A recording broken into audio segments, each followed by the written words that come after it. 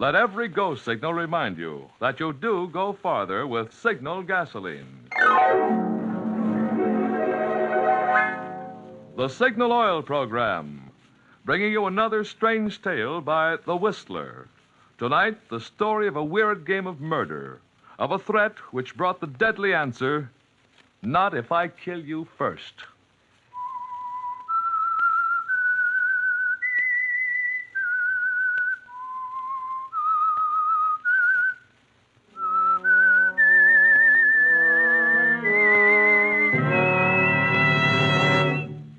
I am the Whistler.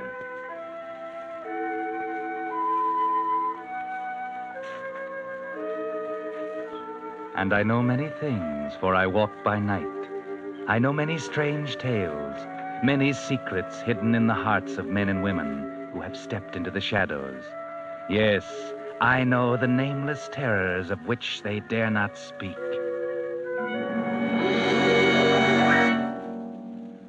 But first, I'd like to take a moment to tell you about Joe Jager's Signal gasoline station in Oakland, California.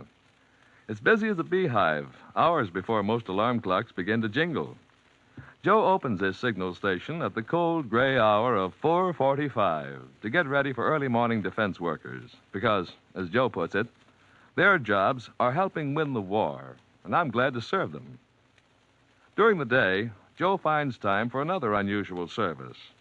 Many servicemen's families don't have cameras, so with his fine speed graphic, Joe takes pictures of them for mailing to their men overseas. Well, we can't expect all signal dealers to open at 4:45 and take pictures for servicemen, as Joe Jager does. But every signal dealer has his own way of delivering extra services, even these days. That's because Signal gasoline dealers don't operate just for today. With them, serving you is their permanent business, and will be through years to come. They know your car needs even better service today, when it must last out the duration and parts are hard to get.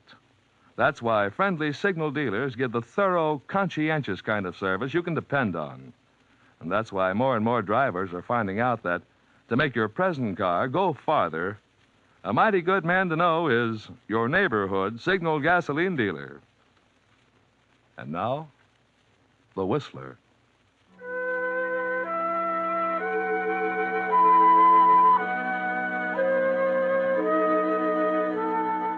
You probably didn't notice the item in your morning paper. It wasn't very prominent. Just a squib on the 6th page about another jewel robbery. $50,000 in sparklers missing from one of the homes out on the hill. Not much of a story because there doesn't seem to be any mystery about it, as the chief of detectives told the reporters. Simple as ABC. We knew it was an inside job because there's no sign of forced entry. Whoever did it got in the house with an ordinary house key. And not only that, but we found a screwdriver under a chair. It matched up with the marks on the jewel drawer where he jimmied it open. And that screwdriver came out of one of the family cars. So we started looking around. There's a maid, cook, chauffeur, gardener. We look up their records, found out this chauffeur is an ex-con. Served 2 terms for burglary. And there you are. He wasn't very smart.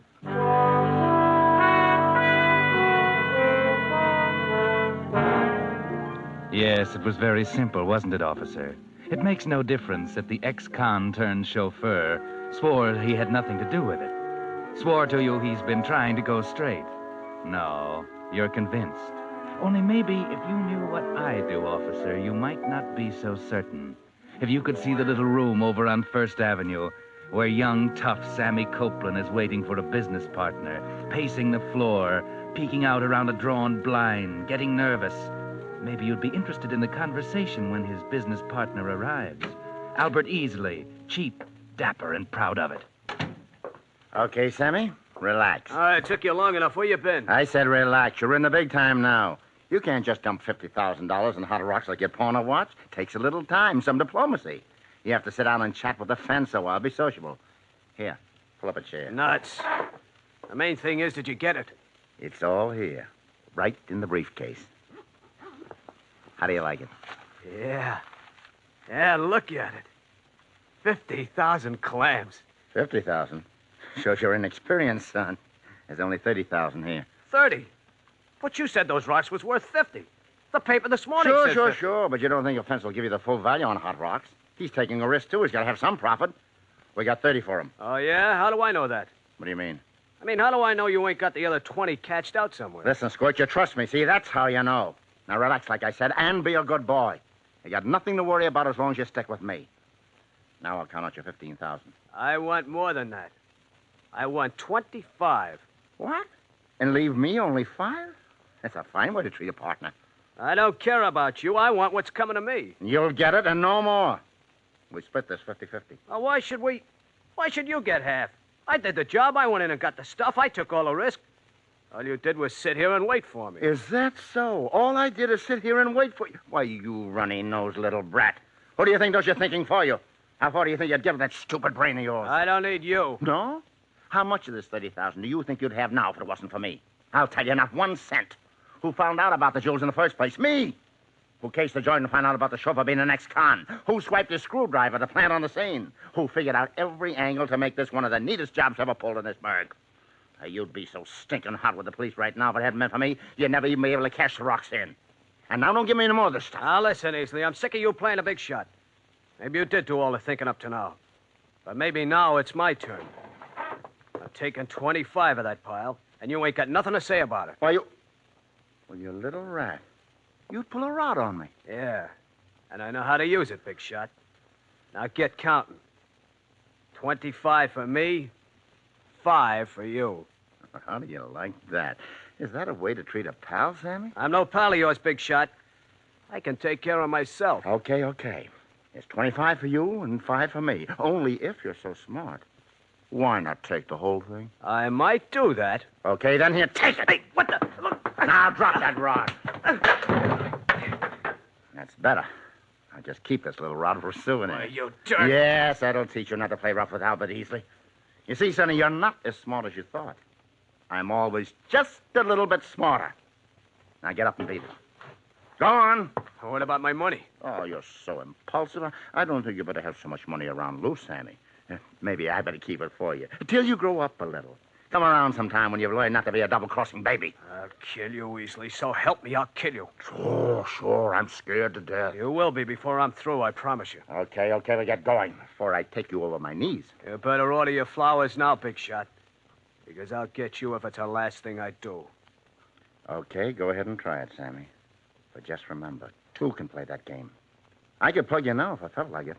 But I'll outsmart you at that game, too. We'll see about that.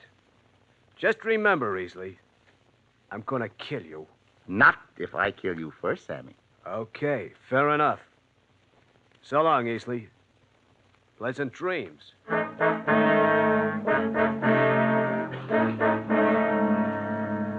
Well, now, a pleasant pair, don't you think? The kind who make a game of murder, and may the best man win. Winner gets the 30 G's. Loser gets 6 feet of mud in his face. But then Albert the big shot isn't worried yet. Maybe he didn't take Sammy seriously at first.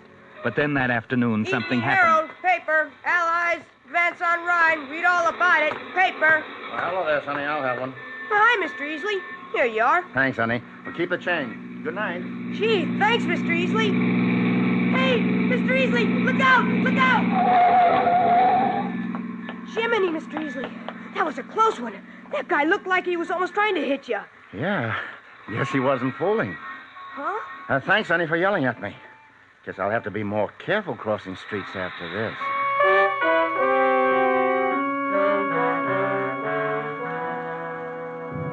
Yes. Now you realize this is a pretty deadly game you're playing, don't you, Albert? You know it's just possible this kid Sammy might outsmart you. He might get you. He may get sent up for it, but he'll stalk you through the streets like an animal until he gets his chance. Yes, maybe you better figure something out, Albert. Do a little thinking about it. Talk it over with somebody. Dolores, maybe. She can keep your secrets okay, as long as you're spending the heavy sugar on her. Sure. Talk it over. I'm not worried, you understand. Yeah, I can see that. I'm not a common gunman. I live by my brains. Albert, stop pacing up and down. You're getting yourself all upset. Besides, it's 4 a.m. and I have to go home. Upset? Well, who wouldn't be upset? Everywhere I go, the guy's on my tail. I can't go out in the street. I've been waiting in the doorway. Go to my favorite restaurant, I see him sitting there through the window waiting for me. He's everywhere. You're afraid of him, aren't you? Afraid? No, I'm not afraid of him. Okay, so you're not afraid of him. Why not let me go get some tickets to Miami? You need the rest. No, I'm staying here. And get this straight. I'm not afraid of him. Maybe he is out to get me. So what? He's not smart enough. Look at that car trick. That's stupid. He's not going to get me with tricks like that. I've got nothing to worry about. Okay. Now, how about taking me home? It's too late. I need some sleep. You take my car. The keys are there on the table. Okay, Sir Lancelot. But don't forget, you're no safer right here than you would be taking me home. Shut up. Okay. Okay, sugar. I'm just kidding. I don't suppose you can spare the time to see me to your penthouse door. You know the way. That's what I thought. Well, my mother told me there'd be nights like this. Anyway... Wait a minute. What is it now? Shut up. You hear anything? Hear anything now? What? I don't know. It's just noise. No, he's hearing things. Shut up. There. Oh, yeah, I did hear something. What was it? How should I know? But there's somebody up here on the roof outside my apartment. Maybe it's only the wind. The wind. Listen. Yeah, there's somebody walking around out there. Turn up that light. Hurry. Okay. Quiet. Don't move. Sugar. I see it. A shadow on the window. He's at the door. He's trying to open it. I'll get him. All right, put up your hands. Oh, please, don't shoot, don't shoot. It's me, O'Brien, the night janitor. O'Brien. Yes. Turn on the lights, Dolores. Yeah. Oh, yes, it's me, Mr. Easley. Oh, for the love of heaven, don't shoot. Ryan, what are you doing up here? Well, somebody left the skylight open, and I come up to shut it. I saw a light here, and then it went off, and I just thought I'd better try your door to see nobody get in. I didn't mean to frighten you, Mr. Easley. It's all right, O'Brien. It's all right. Go on, forget about it. Here's a little something for your trouble. Oh, yes, sir. Yes, sir. Thank you, sir. Thank you. O'Brien, the janitor. You see, we've been worried about shadows. Well, maybe you can laugh, but I've got the jitters good. I need a drink. Okay, you know where to find it. I'm going to bed. O'Brien. I should have known. Sammy's not smart enough to try to get me here in the apartment. Hey, don't you want to join me in a drink? No, thanks. This bedroom's the last stop for me tonight. I think I'm going to get the best night's sleep I've had in a long time. You know, Dolores, I'd bet... Yeah, I'm listening, Albert. What's the matter? Dolores. Come here. Where are you? Oh, in the bedroom. Well, what's the matter? What do you just stand there for? Look. The bed. Albert. What is it? A knife. Big enough to split a skull. A knife? What's it doing sticking in your bed? It was thrown there, probably through that window. Somebody who thought I'd be there, asleep. Sammy. That's why the skylight was open. He came up here. Yes. There's no imagining this. Sammy wasn't kidding. He wasn't kidding. He's out to get me. Yeah. And you're not afraid, are you, sugar?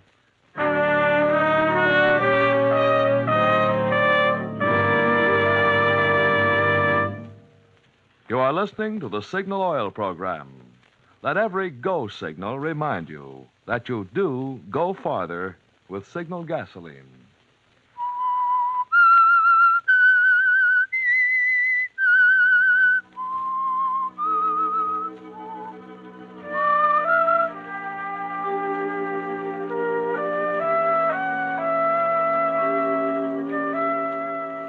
Now you know, don't you, Albert? There's no telling yourself it might not have been Sammy. You know now that he does mean to kill you, unless you can kill him first.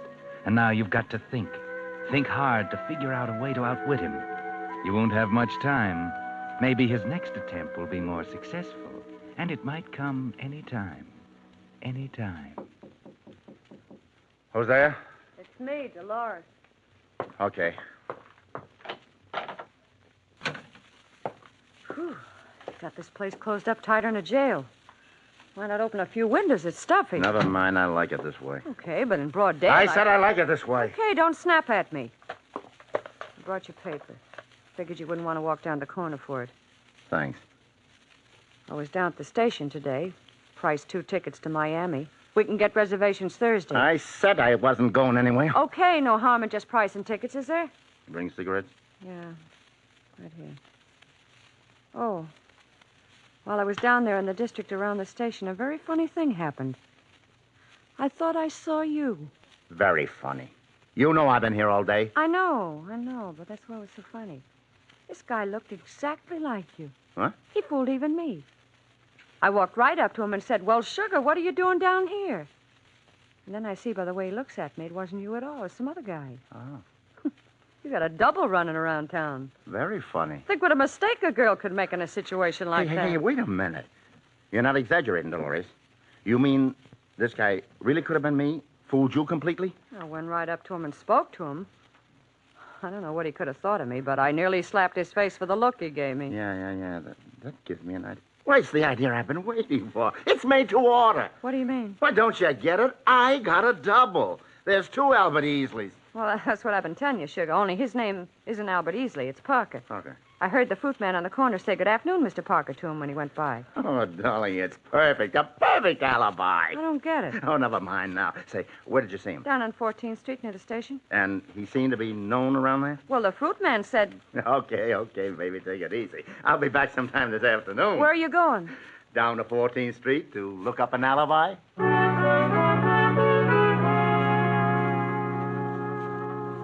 Now, this is more like it, Albert. Now you've got an idea.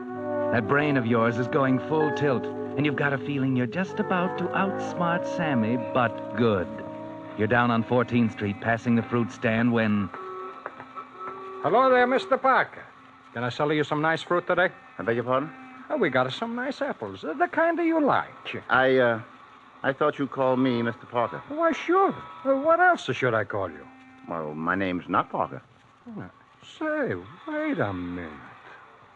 You are not the Mr. Parker, are you? No. You talk like him, a little older, maybe. And you sure look like him. A dead ring. Only your suit is different. You mean I've got a double around Oh, here? you sure have a mister. Bill Parker. He lives right down the street there in Mrs. Humphrey's boarding house. You sure you ain't his twin brother? I'm afraid not. You see, I haven't got a brother. But, you know, I'd certainly like to see this guy. You suppose he's home now? No, I'm pretty sure he's not. He always goes down to the theater district in the afternoon. He's an actor. Between engagements, you might say. Oh, I see. Well, thanks a lot. Maybe I'll look up this Bill Parker. I'd like to see a guy who looks just like me.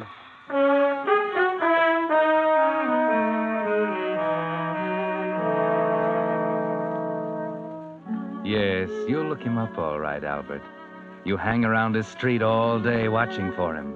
Finally, he comes home, and you get a good look at him from across the street. But it's not enough. You're there the next day when he goes out, and again when he comes back. And the next day, you notice everything about him. It's easy to find out how he talks. Just question some of the people along the street. People who are surprised that you're not Parker. Then, to make doubly sure, you take the final step. Try it once. Oh, Mr. Parker, you're back early. Oh, just for a minute, Mrs. Humphreys. I forgot something. Run up to my room for a second. Well, here you're forgetting your key. What? Oh, yes. I forgot I left it with you. Well, Mr. Parker, you always leave it with me. What? Oh, yes, so I do. Did you get to see Mr. Silver, the producer? No, not yet. Oh, dear, I do hope he'll see you. I know how much you're counting on that part, Mr. Parker, and we're all pulling for you. Sure, and I lit a candle for you this morning. Thank you, Mrs. Humphreys. So it's sure to happen today. And you won't forget dinner tonight. We're going to have pot roast. But, Mrs. Humphreys, No buts about it. You've got to get some meat on your bones. One hot meal a week isn't too much. We'll be expecting you at 6 now, Mr. Parker. All right. It's a cinch.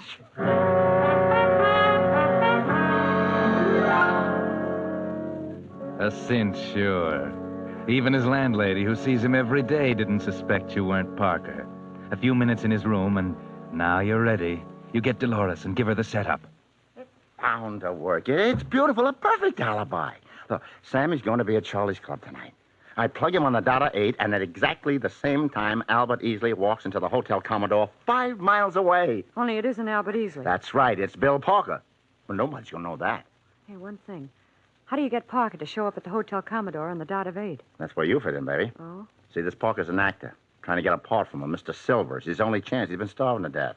Okay, you get on the phone, call Mrs. Humphreys. Tell her to have Parker at the Hotel Commodore on the dot of 8 to see Mr. Silver in his room about the part in his new play. You're Silver's secretary. But don't worry about Parker. He'll show up okay. Been trying to see Silver for a week. Oh, I get it.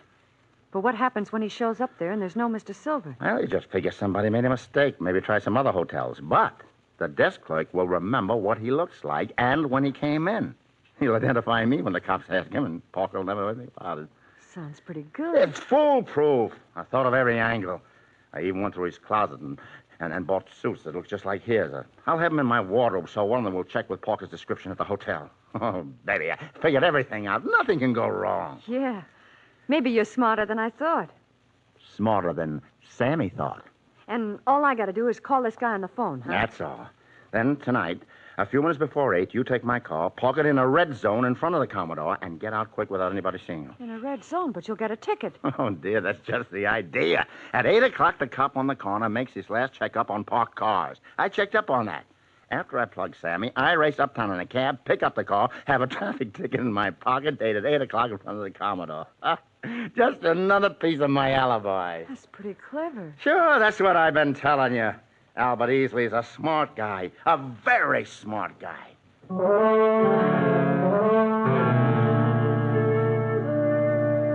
Yes, you're a smart guy, all right, Albert. It's all figured out.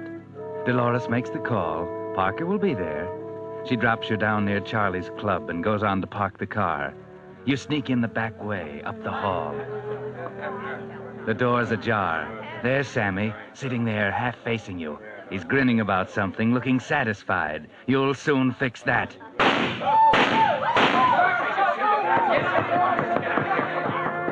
Yes, you wiped the grin off his face, and nobody saw you. You're out the back way before anybody has the sense to look for you. Into a cab, hurrying uptown, to the Commodore. Yes, there's your car, and even before you get to it, you can see the traffic ticket fluttering from the windshield. Everything's okay. It's perfect.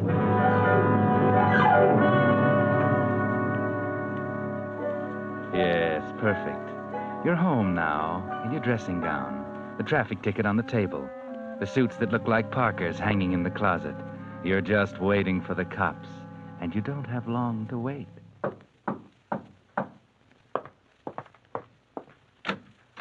Yes? You Albert Easley? Yeah? I'm from headquarters. Oh, come in. I'd like to ask you a few questions. Okay, go ahead. Now, where were you tonight around 8? 8 to... Why, I don't know. Yeah. Yes, it must have been just about 8 when I stopped into the Commodore to see a friend. What was his name? Mr. Silver. Well, you know, funny thing, he wasn't registered there. I'd been misinformed. You can prove that? Of course. Yes, I thoughtlessly parked in a red zone outside the hotel and got a ticket. There it is on the table. Mm-hmm.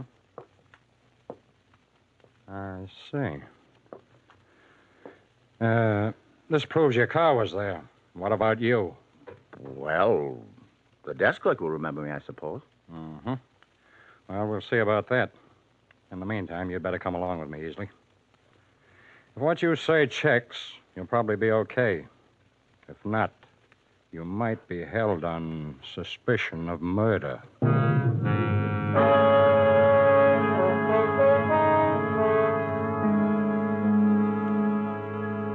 So far, so good. Just what you expected, wasn't it, Albert? The detective takes a look at your suits before you go, questions you as to what you had on. You can't remember one of those in there. So no matter what Parker was wearing, it'll check. Then down at headquarters, you parry all the questions and insist that the desk clerk be brought in to identify you. Finally, he is. Okay. Now, this is Mr. Arnold, the clerk who was on duty at the Hotel Commodore at 8 o'clock this evening. Now, do you recognize this man, Mr. Arnold? No, I never saw him before. What? Don't you remember? I came in and asked you for Mr. Silver tonight at 8. Nobody resembling you came in tonight and asked for Mr. Silver. Sure, I'd remember that, but no one did. Huh? Oh, you must be mistaken. No, I'm sure I'm not. I've never seen this man or anyone who looks like him.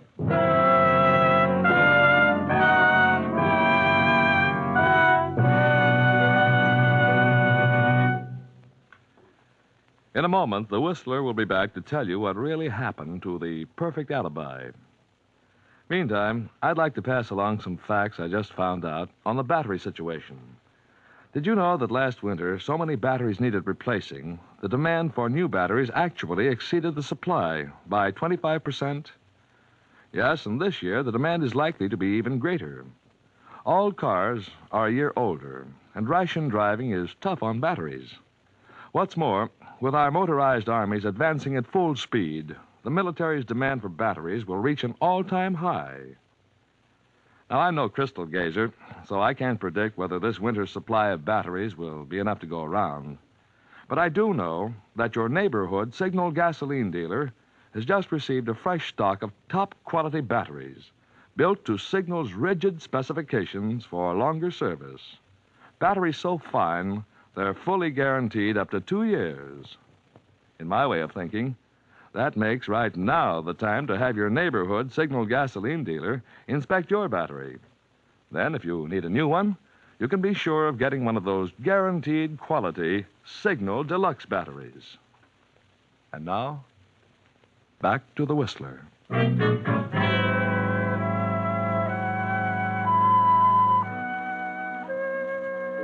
And so Albert Easley wasn't as smart as he thought he was. The perfect alibi blew up somehow, and now he's going to stand trial for the murder of Sammy Copeland. Sitting in his cell, going over every detail, he can't figure out what happened, what could have gone wrong. He has only one satisfaction now. At least he outsmarted Sammy. He got Sammy before the kid could get him. Or did he? You see, Albert, that's the part you don't know about. That's why your alibi failed you. Because Sammy did get you first. When you shot him at 8 o'clock, you interrupted his celebration of your death. Yours, Albert. Only it wasn't yours at all. The police might have told you that they found the body of a man that night. A man who looked enough like you to have been your twin brother. His name was Parker, Bill Parker. And your mistake was in not realizing that if you accidentally ran across him, Sammy might too. Only Sammy didn't look too closely. He simply unloaded that rod of his. And that's why your alibi didn't show up. Yes, you were pretty smart, Albert. But sometimes the smart ones have to pay off, too. And Sammy got you after all.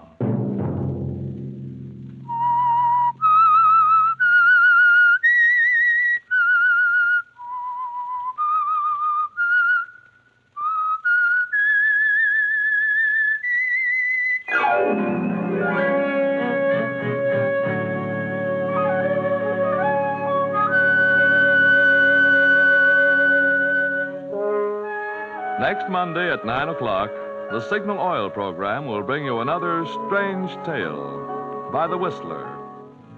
The Signal Oil program is broadcast for your entertainment by the Signal Oil Company, marketers of Signal's famous Go Farther gasoline and motor oil, and by your neighborhood Signal Oil dealer, who is at your service daily to keep your car running for the duration. The Signal Oil program, directed by George W. Allen, with story by John Everett Hudson and music by Wilbur Hatch, is transmitted to our troops overseas by the Armed Forces Radio Service. Bill Pennell speaking for your friend, the Signal Oil Company, and suggesting once again that you let every go signal remind you that you do go farther with Signal gasoline.